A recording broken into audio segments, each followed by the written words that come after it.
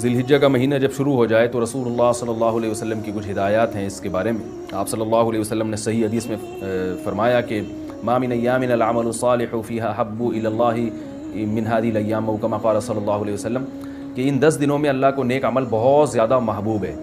تو یہ جو پہلی تاریخ سے لے کے 10 تاریخ تک کے ایام ہیں، ان میں کوئی بھی نیکی کی جائے، روزہ رکھا جائے، تہجد پڑھی جائے، صدقات و خیرات کیے جائیں، یا کوئی بھی نیکی کا بھلائی کا کام کیا جائے تو اس کا ثواب عام دنوں سے زیادہ ملتا ہے۔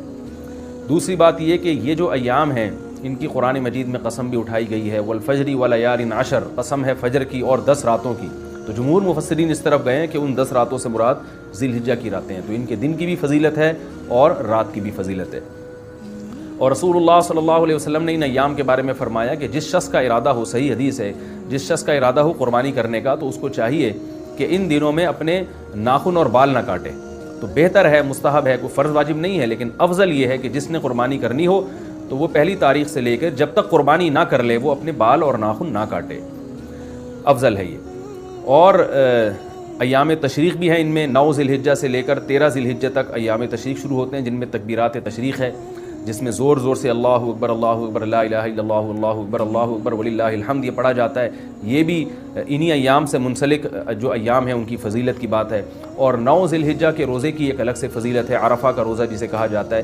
9 تاریخ کا روزہ وہ آپ صلی اللہ علیہ وسلم نے اس کی بہت ترغیب دی ہے۔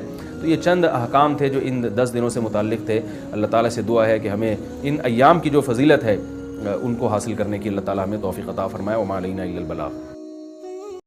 اللہ اکبر اللہ اکبر اللہ اکبر، لا الہ الا اللہ، اللہ اکبر اللہ اکبر وللہ الحمد، اللہ اکبر کبیرا والحمد للہ کثیرا وسبحان اللہ بکرة وأصیلا۔